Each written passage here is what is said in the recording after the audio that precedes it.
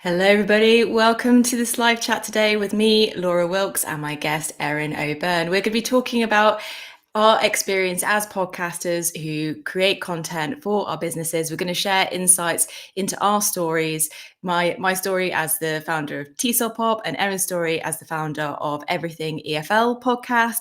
And we're also going to give lots of suggestions on how you can start podcasting. So if you're looking for inspiration and ideas to start your creating and recording journey, you're in the right place. Now, let's welcome Erin to today's chat. There she is. Hi, Erin. Hi, how are you, Laura?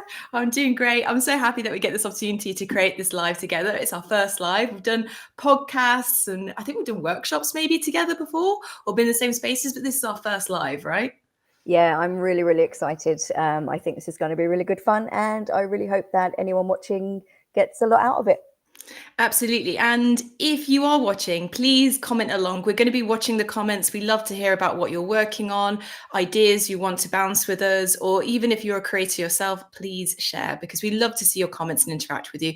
And we'll be answering your questions throughout today's live. So we're going to be watching that really carefully. So please do say hello. Erin, to kick us off today, could you share a bit about Everything EFL and your journey into podcasting? Yeah, well, it started off as a bit of a laugh, really. Me and my friend Shane, we created Everything EFL about 5 years ago. And it was a bit of a hot mess. It was, a bit of fun. It had a few listeners.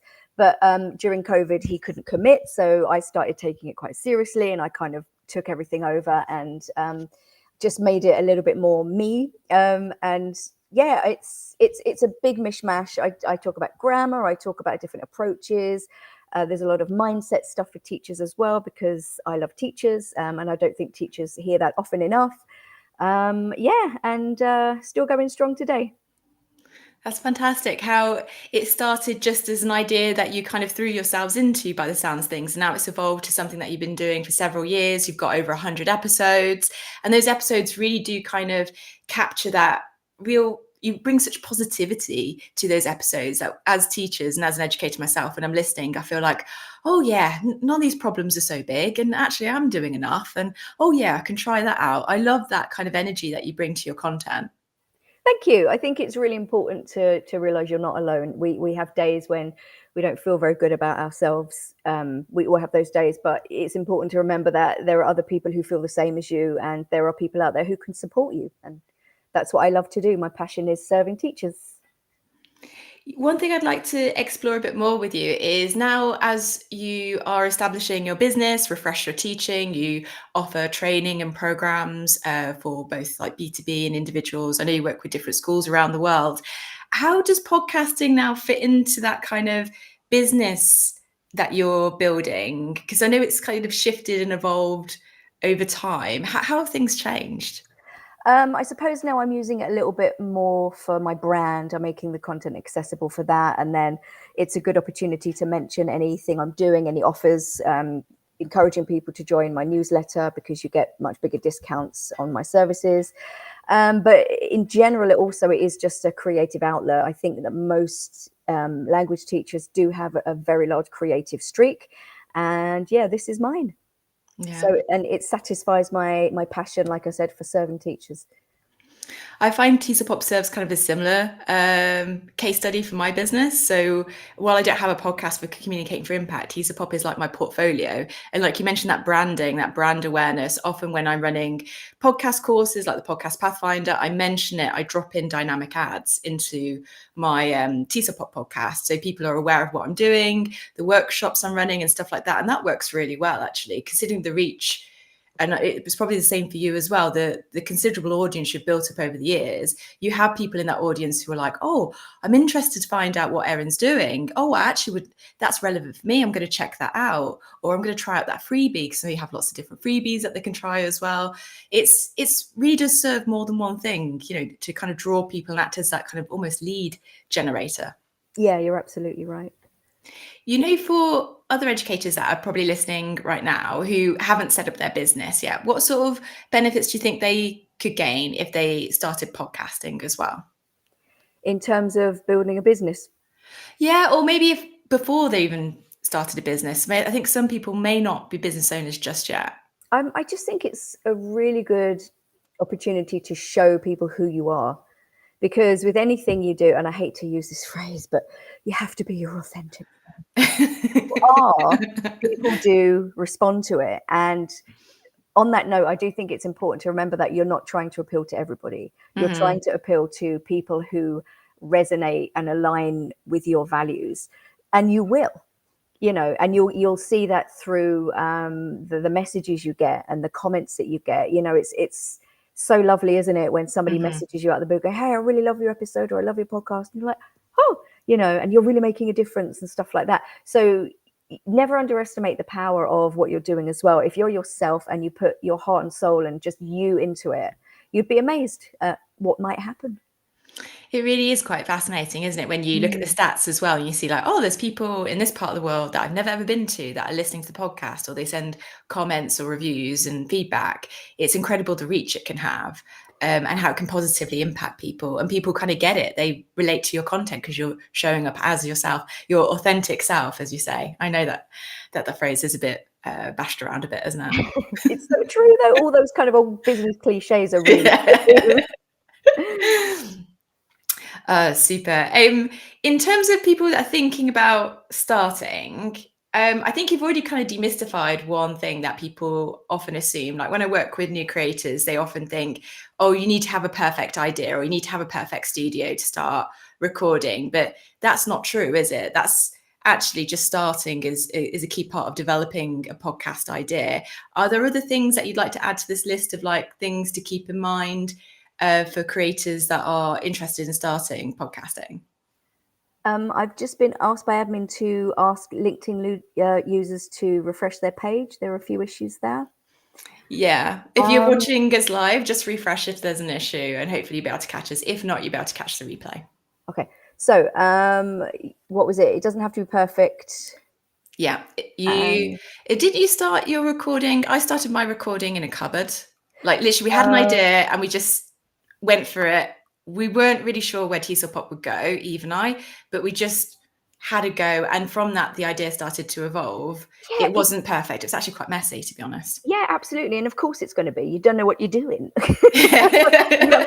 We didn't have a clue. We used to go like into Shane's kitchen or into a spare classroom. We had the crappiest, cheapest microphone, and then you kind of learn, I've got a walk-in closet upstairs. That's a good idea. Going to spend a few extra quid on a decent mic. That's a good idea.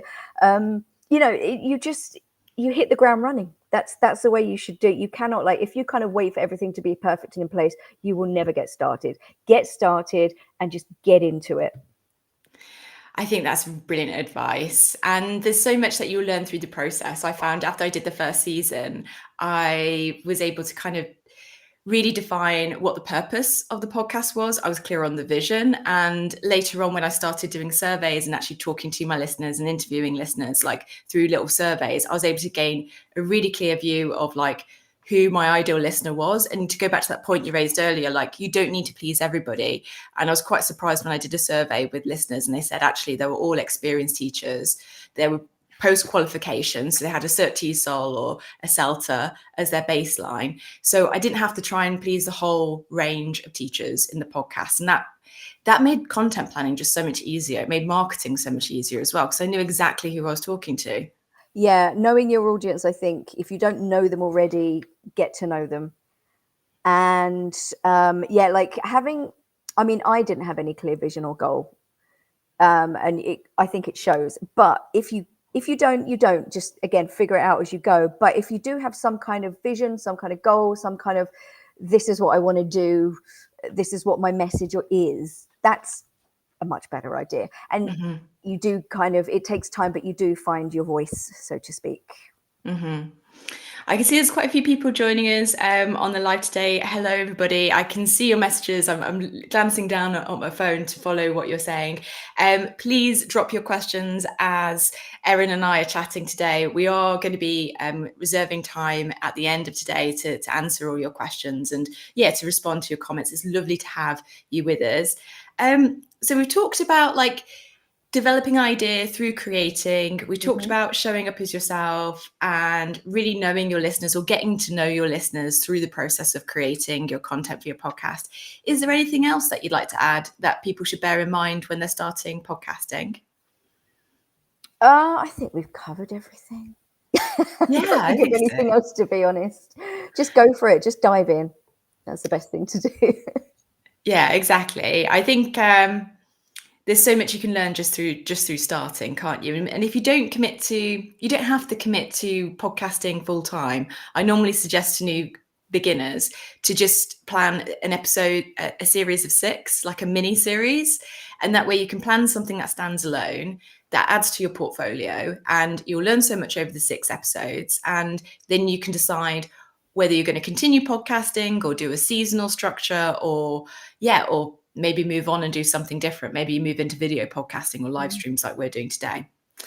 Super. Well, I think we're ready to kind of unpack some scenarios, because at the start of this live, we promised that we're going to give you some ideas that you can run with to start podcasting to benefit your students. So we've got 3 scenarios that Erin and I are going to unpick today that will hopefully inspire you. But please actually share ideas or suggestions in the chat as well, so we can recommend or add to your ideas to help you brainstorm. So Erin, are you ready for the first scenario? Let's do it. Okay, all right. So let me see. Scenario 1. Let's say you're an educator and you work with students who lack confidence in learning. They're often quite shy in speaking, or they're shy about their language studies, let's say, if that's the topic. What could an educator podcast about in this situation? First of all, I think that it's a really good question, because we're not just talking about your traditional class content. We're not just talking about grammar, vocabulary. Mindset is everything when it comes to learning. So with confidence, we have to remember it's a process. It's something that you should be instilling all the way through, and not just have one episode about how to be more confident, because it doesn't work like that. We all know it doesn't work like that. So have something running through each episode, or have dedicated episodes throughout the season, or however you're doing it. But I mean, you could talk about, support networks, for example, study groups, social program if you're at a language school, or are there any societies you can join? But I think going back to the whole confidence thing, like just acknowledging and validating it, I think is super important as well. What do you think? Yeah, I think mindset and like the coaching that we're seeing that's coming into teaching is really valuable, isn't it? In kind of helping students to think about their own barriers that they may put in place, that they may not even realize that is there, that kind of negative self-talk, and that perfectionism that I think we're all guilty of at times, that can really hold us back from just trying things and really throwing ourselves into the ambiguity that is learning, particularly language learning. I mean, as a language learner myself, my German is far from perfect. Interactions I have on day to day are quite messy but funny. Usually I do get by and I'm successful, but I have to kind of acknowledge that, was I able to achieve that communicative goal? Yes, I was. Did I upset anybody? No, we actually had quite a bit of a laugh, connected with the people that I wanted to communicate with. And nobody ever told me like, your German's not good enough. They're often like saying to me, well done on trying. And I think that's something students, myself included, often forget, that if you kind of adopt that mindset of it's okay to try, it's okay to make mistakes, it's okay, things are going to be a bit messy in learning, then that can be a really powerful breakthrough. That can be the difference between them not speaking and not trying and not applying, and them actually taking action to really benefit from what you're doing in the classes in their real life. Yeah, I was just about to say the same thing, like the kind of, you're not perfect, you will make mistakes and it's okay. All of this is really powerful messaging that students need to hear, because we always put ourselves under pressure. And that getting students to have the confidence to push themselves outside their comfort zone, I think is really, really important.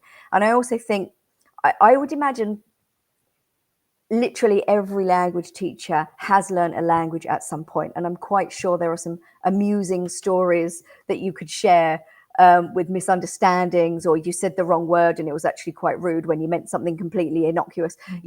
All of that kind of stuff also kind of shows you as a human as well. which obviously there needs to be a line between teachers and students, but they do need to see you as human as well. And knowing that you've messed up before or had a similar situation, that's going to establish trust.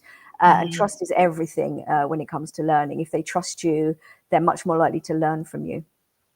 And sharing those human stories really builds that relationship, doesn't it, of trust that you mentioned. I love the fact, Erin, that we've started these ideas and unpacking these ideas, and we've not gone down the route of just teaching language. At the start, you said your podcast shouldn't be just a replication of what you're doing in your classes. I see a lot of podcasters who do that, and while that may attract quite a big audience initially, it may not support business going forward, because you're going to get people that are just looking for free classes, basically. So I advise against people going down that route. It may not be the best option for your learners, and focusing on other things such as mindset and doing a coaching podcast could be something that's original, unique, and it can also complement a business model that you may be developing alongside. Yeah, and just bringing the human aspect of it. And that's what I try and do with my podcast. It's not just about how to teach. It's, bringing the human side into it. Teachers are people, students are people. Let's acknowledge that. Yeah. I have another scenario. Are you ready to move on to the next one? Okay, bring it on. Super. And I will say, for people that are listening along, please ask us questions, suggest your ideas as well for these scenarios as we unpack them. So scenario 2, you are teaching in a school where you want to help students develop good habits. So you're working with students who are often cramming last minute before an exam, not really reviewing content between lessons, and therefore not making the progress and getting really frustrated in their studies. In this case, what could an educator podcast about? Oh, so many things. First of all, I am a big proponent of harsh truths. So I think one good podcast would be, these are the reasons you're not learning. And it could come down to the fact that you're not putting enough effort in. It could come down to the fact that you are studying lists of vocabulary from vocabulary in use. So what is the best way to learn? And obviously this would depend on whether your students are in the country that they're from, or whether they're abroad and learning a language. But there are so many ways to study and so many ways to learn. Do you know anything about the brain? Can you bring that into it? How does our brain learn? Fascinating stuff. Things about focusing and what to do when you lose focus, or what makes you lose your focus. Mobile phones. There are so many different angles to this. What do you think? Yeah, I love all those ideas. There's so many directions you could take this podcast in. And while you were talking, I was thinking of, about neurodiversity and how the brain works, and Andre Hedlund's work on that. Like that, he does loads of great work on dispelling myths around language learning and the brain. Also, like the neurodiversity thing, I'm thinking about Anna Kowalska, I think is her name, and she does a lot about dyslexia and learning languages and dispelling myths. Anya Kowalska. That's the name. Yeah. That's the person, and how that could be an area to explore. And then you mentioned strategies as well, and I was thinking of Rachel Harris. She's just published a book on learning strategies, because she works with teenage students a lot, and that is one of the biggest blocks that has led to her research and publication of the book. And all of this work could form quite nicely into podcasts as a complement to those pieces of work. Or for people watching, you could work with resources like that, test them out, and then that could be what you record in the podcast. You could try different strategies, for example, put them to the test and do a reflection on, did it work, did it not? Could the listeners try out these and share what they found? Because at the end of the day, when it comes to learning and tackling or I should say building good learning habits, there's no one size fits all. So that could be a really interesting kind of experiment that you record in a podcast that could really draw in a lot of listeners. I don't see many people doing these type of podcasts, actually. I can't think of any that actually exist that focus on the learning strategies. You have to correct me if I'm wrong, folk. If you're watching along and you have a podcast to suggest, please suggest it. But none are coming to mind at the moment. Okay, so yeah, I think trying new things is another important message to give your students, because if you're trying something and it doesn't work, don't get frustrated and give up. Try something else. And on a note about people making the podcast, that idea is really good. I mean, a lot of my podcasts, I do a bit of research, I do a bit of reading, and I turn it into a podcast. And I think as long as you give credit where credit's due in your show notes, I mean, Absolutely. there's not a lot in my podcast that I would say is original and innovative. It's just you sprinkle your own special sauce on it, and then you deliver it in a way that will resonate with some people. Yeah, you don't have to reinvent the wheel, and crediting and bringing in other pieces of work and other voices is actually a really great way to enrich the content you're creating. Brilliant. Well, I think we've tackled those first two really well. Are you ready for the final scenario for podcasting? Yes, but can I add one more thing? Yeah, sure. Go ahead. In terms of good habits, I think we can't forget mindfulness, meditation, coping with stress and overwhelm. I mean, that is such a big thing nowadays. Everybody's stressed to the nines. Do we have the tools to cope with it? You know, again, can you do a bit of research? 5 ways to cope with stress. Something really simple like that. You know, 1 could be breathing. 2 could be go to your happy place. You know, again, just do a bit of reading, make a really sweet short podcast that's very beneficial. Yeah, and that could really help your students so much, because I don't think there's a lot of space to talk about these things in the classes themselves. We're under so much pressure as educators with the admin and the FaceTime we have. I think a podcast is a really good way to kind of create space for these conversations and for students to consume them at a time that's right for them as well. That's the lovely thing about podcasts, is they can be consumed on demand when students are doing something else. It's not screen time. It's usually them doing errands or going on a walk or whatever they may be doing at the time. All right, are we ready for the final one? Yes. Okay, let's do it. All right, so for the final scenario, let's imagine you're an educator who works with new students who have started their course of study. So these are brand new students, let's say teenagers or young adults that have come to a place to start a course. There's so many new things that are overwhelming them. What would you podcast about? Okay, so first of all, that word overwhelm. How about a nice welcome episode to just put them at ease? But also encourage them to push themselves outside their comfort zone. You know, if they're in a new environment, are there any facilities around? Do you have any recommendations? If they're older students, maybe the best pubs, something like that. But give like an orientation episode of what is around you, what's available, and then you know, how to seek support or how to make friends or something like that, I think would be very useful. And then if you're studying at an institution, where do you go for your various issues? Like, I don't know, if you've lost your library card or student ID, where do you go? That kind of thing. What do you think? Yeah, I love that. And that's something that students can access before they even arrive. I think for students that like to have that kind of reassurance of knowing where things are and that familiarity to feel, I don't want to say confident, but maybe more at ease in entering a new environment. I think that's a really powerful resource. And it could also be used to attract prospective students. That could be a differing factor. If you can give insights into like a day in the life of, or where to find things and what the day-to-day life is like studying on that course in that place and the people that are there, the students that are there, that could be something that could be a deal breaker for prospective students that are considering where they're going to study. I've just had a little idea. Yeah. You could do saying, you know, you were talking about listening before you go, but how about doing an episode if you're in a language school or an institution, you could do an orientation episode where you go, okay, begin in the middle of the reception, turn right, walk 100 yards. Now you're by the library. And you could actually do an episode where you're giving a guided tour and the students are listening and following. I mean, how fun would that be? I love that. And that doesn't have to be a whole series. That could be literally, you could do standalone episodes that you send to students before they arrive as part of their welcome pack that they can tune into. That gives them like this very rich, different voices and different kind of sonic experience of what the environments are like. I love these ideas. We have the best ideas when we get together, Erin. We do. We actually do.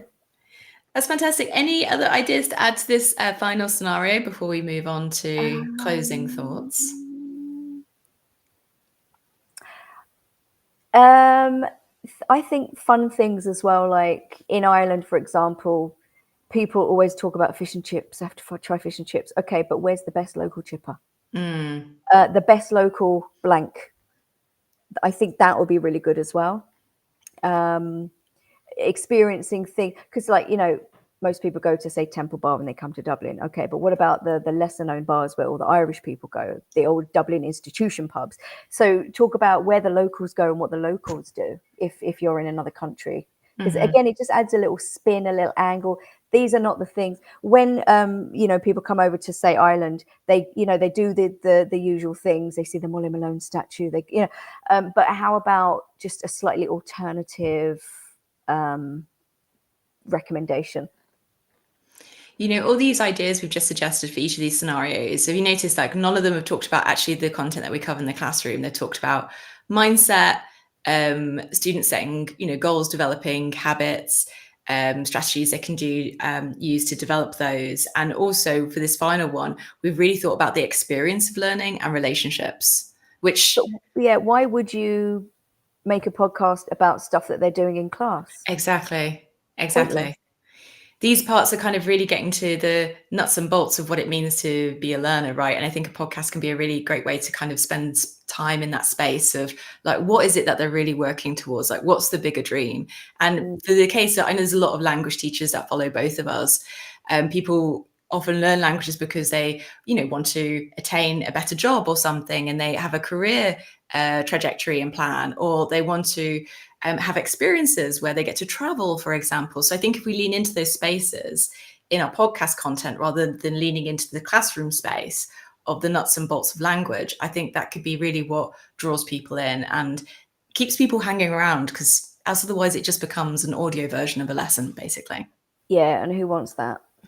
Yeah, I think there's a time and place for it, but not necessarily in podcast media where there's that entertainment value that you really need to factor in to keep people hanging around, because they're not like sat in a classroom with you. You really have to give them a reason to be interested in your content to keep on listening. Yeah, couldn't agree more. Lovely. Any closing thoughts before we move on to the questions? And please ask your questions before we disappear today. I can see there's a few questions that we're going to make time for from Christian and Rebecca. So if you have any other questions, please post them. But before we answer those, Erin, what are your closing thoughts for those people who are like, oh, should I start podcasting? Should I not? Should I? I don't know. What would you say? I'd say you need two things, and that is to... Am I allowed to swear? Try not to. Okay. Even not give a damn attitude. You can't care what people think. You just have to try it. And the other one is, be willing to mess up a little bit and just accept the fact that it might be a bit messy. You can always go back and re-record if you're not happy with it, and sometimes it takes 6 months and you go back to your original episode and you're like, oh God, that was terrible. Fine, re-record it. Yeah, exactly. Well, I looked through some of my stuff in my first season of Tease Up. I'm like, oh gosh, that's quite raw. The editing wasn't great, but I'm quite proud of it because it just shows how far I've come. Yeah, exactly. Yeah, that's good. So to not think too much and to get started, that's a good message to end on. Are we ready to answer some of these questions? I can see there's a few in the chat. I don't think I can bring them up on screen. No, so I'll have to read them out. Okay, so Rebecca asks, where do you tend to post podcasts? So where do you promote them? Would you post them on LinkedIn, on your own websites, on YouTube? I guess Rebecca's referring to like, how do you kind of promote and tell people once you've created that podcast, where do you tell people about it? All of the above. But I think it also depends on who you are recording for. So like if you're recording for teenagers, is it worth posting on Facebook? Mm-hmm. So, find out where they hang out on social media. I think I just generally post everywhere, but YouTube's a good bet. And then just wherever you think they're hanging out on social media. And this can be also physical spaces where you can tell them about it as well. So I'd say, Rebecca, for me, like with Tea Stop Up, I actually go to events anyway as part of my business. And if the crowd there could benefit from my podcast, then I tell them about it. So that's important as well. Like it's not just social media spaces, but also other spaces where your ideal listeners are hanging out. Find where they are and really just lean into that. YouTube's a really good space, like you said, Erin. That's a huge search engine. So while you may not get a lot of plays on YouTube, it may be really good for your discoverability because of it being like the second largest search engine. So when people are looking for your topic or what you're podcasting about or what an episode is about, it's likely to bump up your you in the search results on Google and similar platforms. That's a great question, isn't it? Thanks for that, Rebecca. We have another question, Christiane, and I'm sorry for mispronouncing your name. I hope I've got it right. They ask, any tips on technical requirements for recording a good quality podcast? I record in my little closet because clothes absorb the sound. So nowhere like with too many hard surfaces. Like I think a bathroom would be the worst place. Like tiles everywhere. Yeah. Somewhere with soft furnishings, as small as possible. You don't have to spend thousands of euros on a mic. Like I got one, you recommended it to me, and I think it was like 100 and this one. Was it like 100 and something euros? Yeah, it's the Rode NT USB. I find that's quite a good durable microphone. It captures good audio. They also have the Rode Pod Mic, which is a bit more sensitive. It captures a bit more sound. But yeah, like Erin was saying, you don't have to spend hundreds and hundreds. There are microphones that are really on the upper end of the market. Like if you look at Shure, they have the upper end, and people do love Shure microphones, but you don't need to start there. In fact, maybe reflecting on what type of technology you feel comfortable using and doing a bit of sound check with there. Erin's point about where you record is so important, because it doesn't matter if you have the best microphone on the market if you're not recording in the right space. So cupboards, we've both recorded in cupboards with soft furnishings or rooms, like even the one I'm in today, it's got carpet, it's got furnishings around that really help to absorb sound. This helps to reduce the amount of echo and reverb on the track, so you can capture really good quality, and you don't have to spend so much time in editing it as well. And that's where a lot of time can be spent if you don't have good quality audio captured. And I think also, like, I still use a free software program called Audacity. You probably don't, but it serves my needs. Yeah, it's good, isn't it, Audacity? I think if you're starting out, you can start with those options and then see if it works, keep with it. If it works, as it does for you, it's great. But why not start with what you have access to, what's freely available, and see what you can record, and record a pilot episode to see how that goes. That would be my suggestion as well. Let us know if you have any other questions. We will hang around for a few more minutes in case you do. Thank you so much for these questions. These are brilliant, by the way. I'm not surprised, though. I think the tech is usually the question I get asked quite a lot about. Don't you, Erin? Nicola asks, is there a minimum or maximum length? What do you think about that? How long is a piece of string? No, there isn't, but staying consistent with your format and the length of your podcast is a very, very good idea to kind of create that habit in people's listening for your audience. The length of the content should be what fits the format and the topic. So if you say, let's say you have a story format and you like to tell stories as part of your podcast, maybe that's a 60-minute episode, and that works for that content.